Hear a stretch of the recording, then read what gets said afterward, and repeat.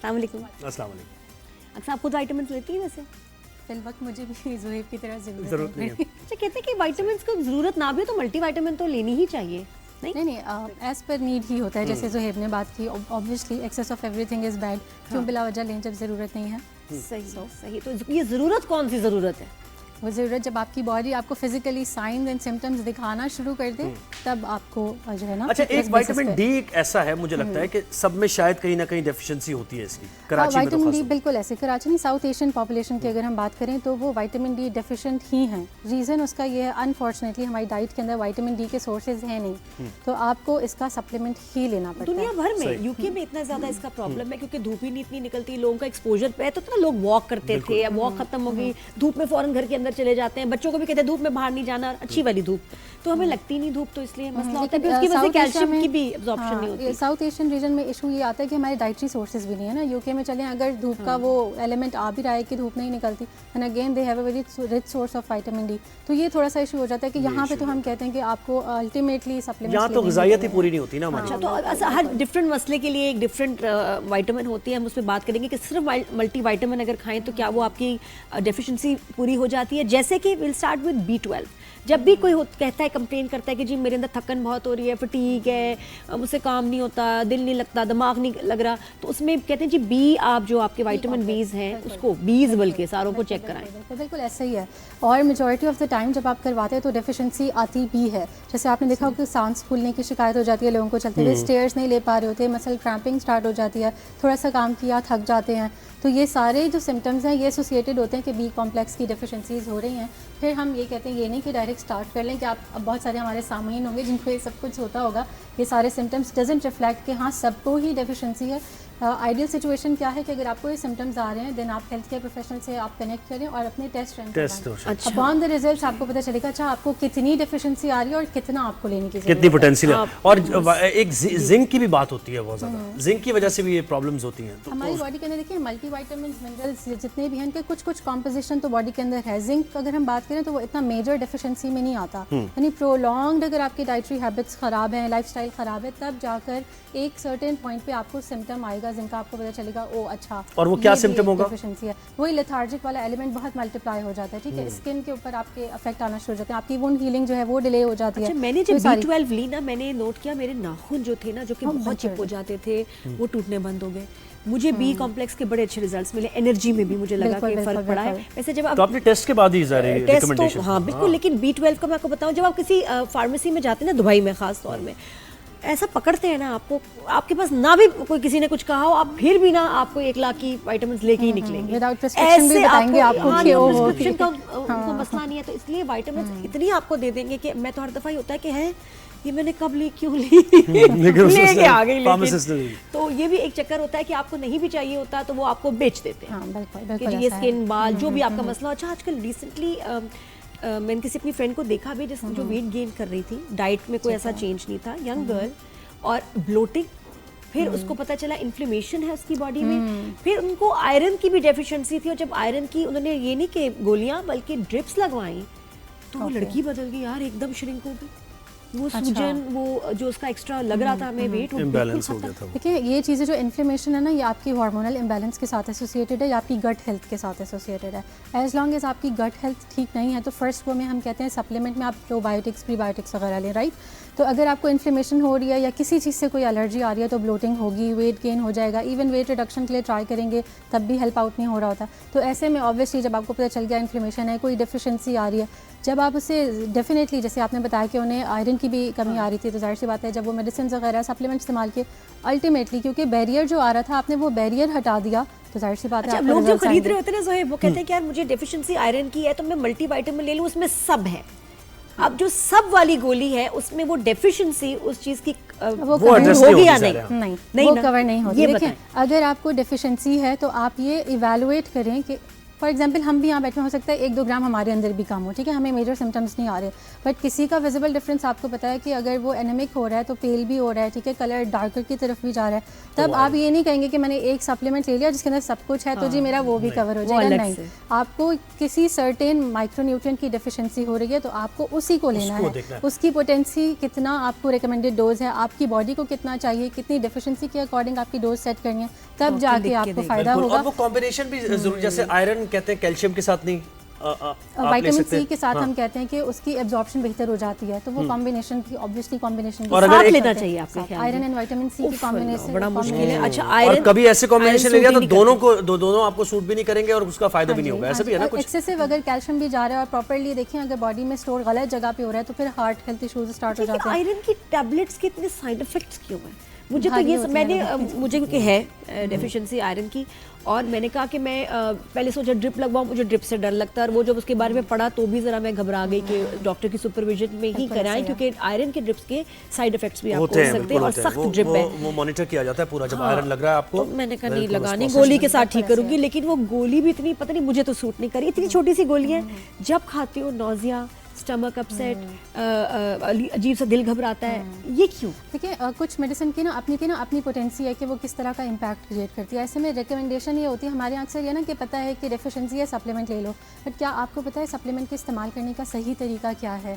हर supplement को इस्तेमाल करने का तरीका मुख्तलिफ है। जैसे आयरन की टैबलेट जैसे आप देखिए एम्प्टी स्टमक पे नहीं लेना, खाने के बीच में लेना है। प्रेगनेंसी में मोस्टली ऐसा होता है कि एम्प्टी स्टमक इस्तेमाल करवाया जाता है, लेकिन हम साथ ही कहते हैं क्योंकि उससे आपको दिल ख़राब, उल्टी, मतली की शिकायत होगी तो कुछ सिट्रस साथ में लें, ताकि आपके जो आयरन के जो साइड इफ़ेक्ट्स आ रहे हैं ना, साइड इफ़ेक्ट्स तो नहीं कहेंगे, वो अपनी मेडिसिन की एक आपको जो इम्पैक्ट आ रहा है वो आप उसे रिड्यूस कर लेते हैं। अच्छा, मैंने एक बार क्या किया, आयरन की आई डिसॉल्वेबल वाली जो होती हैं गोलियां वो डाली, विटामिन सी भी डाल दी, ऐसे ही फिर जो तो मेरी तबीयत खराब हुई है उसके बाद। अच्छा, एक दूसरे को भी रिकमेंड कर देते हैं हम, जैसे कि यार वो कुछ 1000 प्लस की भी कुछ इस तरह की आती हैं, बड़ी बड़ी, और 4-5 हज़ार की वो होती हैं, तो इससे नुकसान भी हो सकता है ना ये काउंटर। जाहिर सी बात है, देखें अगर आप बगैर प्रिस्क्रिप्शन के इस्तेमाल कर रहे हैं, बगैर जाने कि आपकी जिस्म की ज़रूरत क्या है, तो आपको नुकसान ही है। और जैसे हम तो 24-25 साल की कैटेगरी में आते हैं हम तीनों, 40 इयर्स के बाद देखेंगे जब वहाँ पहुँचेंगे, देख लेंगे, अभी तो नहीं ना टेंशन। हम तो तीनों ज़ाहिर इसमें आते हैं,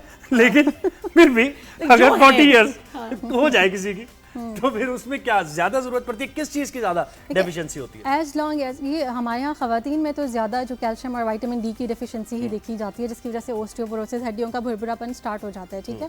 तो ये एज रिलेटेड होते हैं सप्लीमेंट्स के। आप अर्ली ओल्डरली जो हमारी पॉपुलेशन आप कह लें, उनके लिए सप्लीमेंट अलग से डिज़ाइन किए जाते हैं, क्योंकि एज रिलेटेड आपकी एब्जॉर्प्शन भी स्लो हो जाती है, मेटाबॉलिज्म भी इम्पेयर हो रहा होता है। और ये कब होता है? जब आपको पता है आपने बैलेंस डाइट नहीं ली हुई, लाइफ स्टाइल आपका अच्छा नहीं है, तो अल्टीमेटली ये होगा। बाहर मुल्कों में आपने देखा है 30+ खवातीन को सप्लीमेंट स्टार्ट करवा देते हैं। अच्छा, बाहर से जो भी आ रहा होता है ना, हमेशा अंकल आंटी मंगवाते हैं, बेटा मेरे विटामिन की बोतलें लेके आनी है 2 ऐसे ही हमेशा। अब फिर उसके बाद ट्रेंड चला कि बच्चों के भी जो गमी विटामिन हैं वो भी लोगों ने बाहर से मंगवाने शुरू किए कि हाँ बच्चे क्योंकि खाते नहीं गोलियां। ये जेली वाली कितनी इफेक्टिव है? मेरा थोड़ा सा कंसर्न आता है यहाँ पे कि आप जेली फॉर्म में बना, वो अच्छी बात है, ये उन लोगों के लिए ना अगेन कि जिन बच्चों को या बड़ों को ज़रूरत है और वो नहीं ले पाते।